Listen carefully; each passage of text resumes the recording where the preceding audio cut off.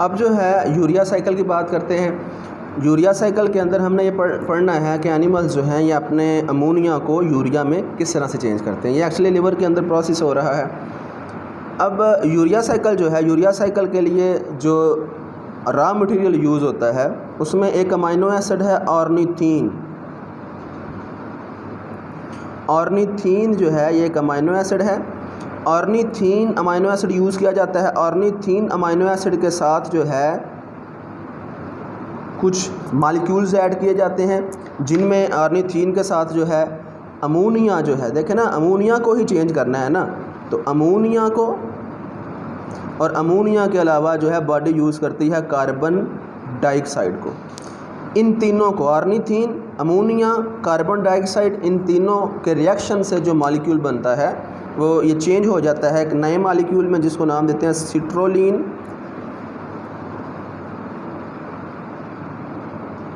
अब सिट्रोलिन जो है, सिट्रोलिन भी कन्वर्ट हो जाता है, सिट्रोलिन कन्वर्ट हो जाता है। अब जब सिट्रोलिन में चेंज होता है तो सिट्रोलिन के साथ एक और मॉलिक्यूल ऐड होता है। अब सिट्रोलिन के साथ भी जो है एक मॉलिक्यूल ऐड करवाया जाता है अमोनिया का। देख रहे हैं, बॉडी ने अमोनिया से ही जान छुड़ानी है ना, अमोनिया को रिमूव करना है। तो अब दो अमोनिया के मॉलिक्यूल यूज़ हो गए, एक यहाँ से अमोनिया का मॉलिक्यूल यूज़ हुआ है, एक ये, और दूसरा बॉडी ये वाला अमोनिया का जो मॉलिक्यूल है वो यूज़ कर रही है रिलीज़ करवाने के लिए। तो अमोनिया के दो मॉलिक्यूल जो हैं वो यूज़ हो गए हैं।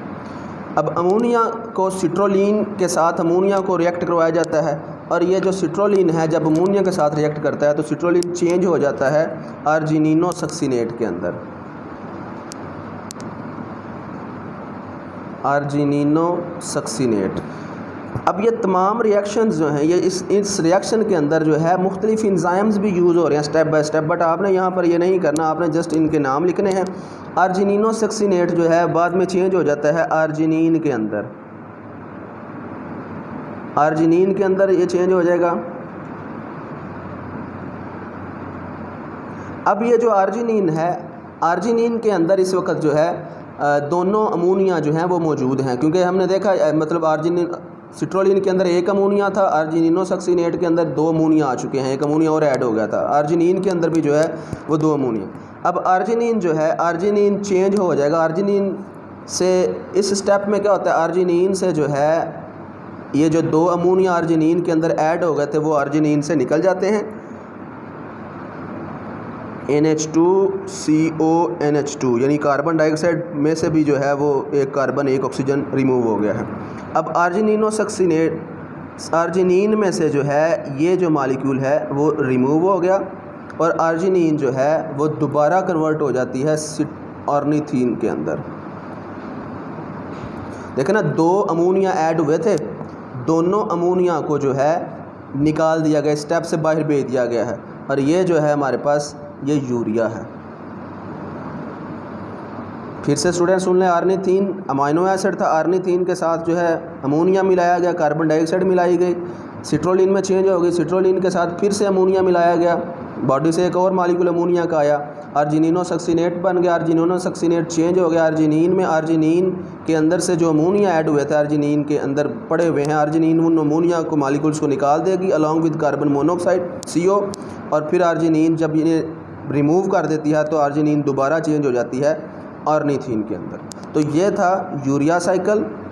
ये इम्पोर्टेंट जो है वो शॉर्ट क्वेश्चन है, पूछ लिया जाता है कि स्केच जो है या ड्रा यूरिया साइकिल, तो आपने ये जो है इसको ड्रा कर देना, जस्ट ड्रा करना है, ये इंपॉर्टेंट शॉर्ट क्वेश्चन है।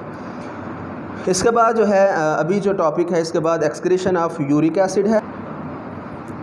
यूरिक एसिड जो है, अब इसके यूरिक एसिड अब जैसे जैसे हम बढ़ रहे हैं ना, जैसे सबसे ज़्यादा जो जिस इन्वायरमेंट में वाटर है वहाँ के एनिमल्स अमोनिया को ही रिलीज़ करते हैं। वो एनिमल्स जो कि शॉर्ट सप्लाई ऐसे इन्वायरमेंट में रहते हैं जहाँ पे शॉर्ट सप्लाई ऑफ वाटर हो या रिस्ट्रिक्टेड सप्लाई ऑफ वाटर हो, वो अपने अमोनिया को चेंज कर देते हैं यूरिया के अंदर। अब वो एनिमल्स जो ऐसे इन्वायरमेंट के अंदर रह रहे हैं जहाँ पर वाटर बहुत थोड़ा है, यानी जहाँ पर टेरेस्ट्रियल इन्वायरमेंट से भी वाटर कम है, वो एनिमल्स क्या करते हैं, वो अपने अमोनिया को यूरिक एसिड में चेंज करके फिर बॉडी से निकालते हैं। यानी आप समझ लें कि ये कंजूस तरीन जो इन्वायरमेंट है जहाँ पे वाटर बहुत थोड़ा है, या वहाँ पर अमोनिया को यूरिक एसिड में चेंज किया जाता है। इसकी इंट्रोडक्शन की हेडिंग हम यहाँ पे देते हैं। इंट्रोडक्शन इसका क्या होगा, यानी यूरिक एसिड की बात करते हैं। इंट्रोडक्शन में जो यूरिक एसिड है वो 1000 टाइम्स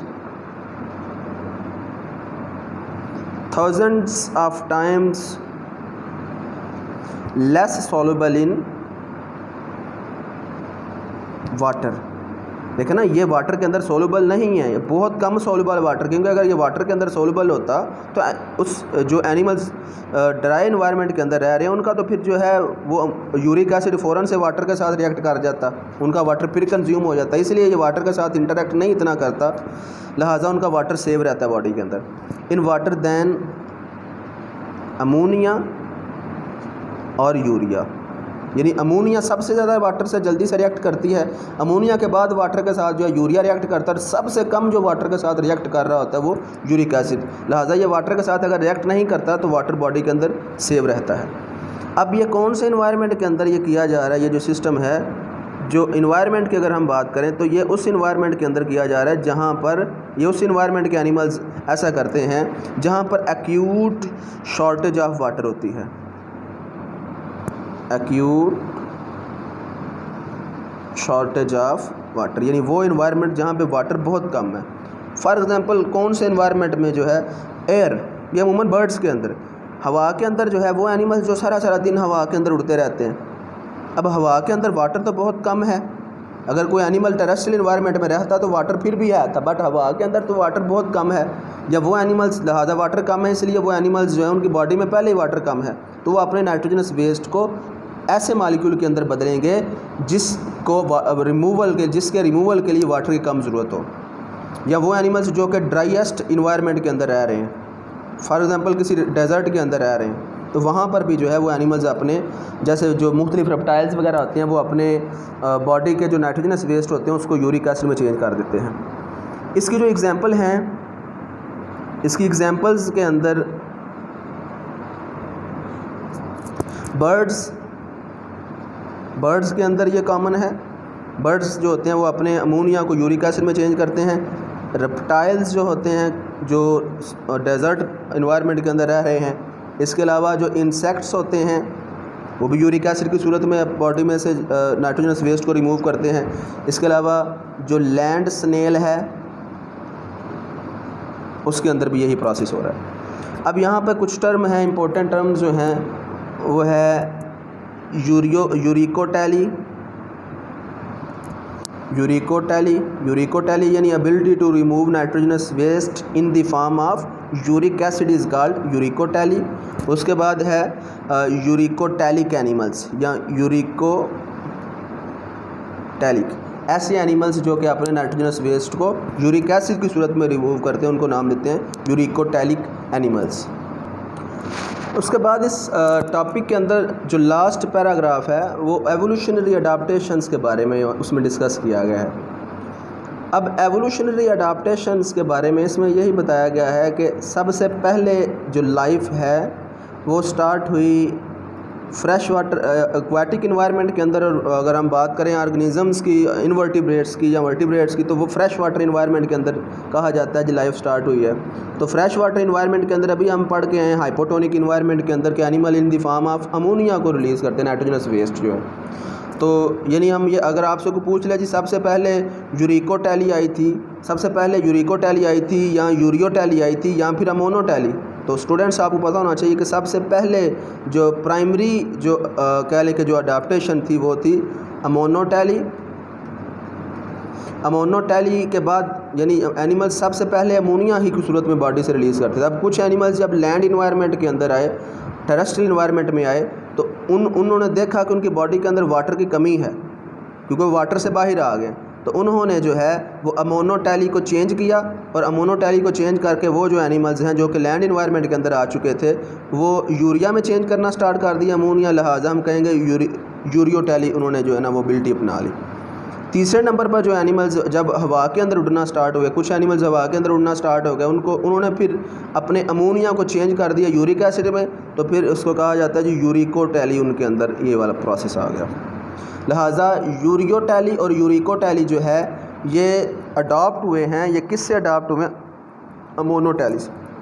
यानी सबसे पहले एनिमल्स अमोनिया रिलीज़ करते थे, ये दोनों जो है ये वाला और यूरियोटैली और यूरिकोटैली बाद में आए हैं। यानी ये दोनों अडाप्टेशंस बाद में एनिमल्स ने अडाप्ट की हैं। इसके अलावा एनिमल्स ने जो है अभी अभी देखा हमने कि इसमें क्या था, अमोनिया की सूरत में रिलीज़ किया गया, इसमें यूरिया की सूरत में और यूरिकोटैली में यूरिक एसिड की सूरत में एक्सक्रीटरी प्रोडक्ट को रिलीज़ किया गया। यानी केमिकल नेचर चेंज की गई है नाइट्रोजनस वेस्ट की यहाँ पर।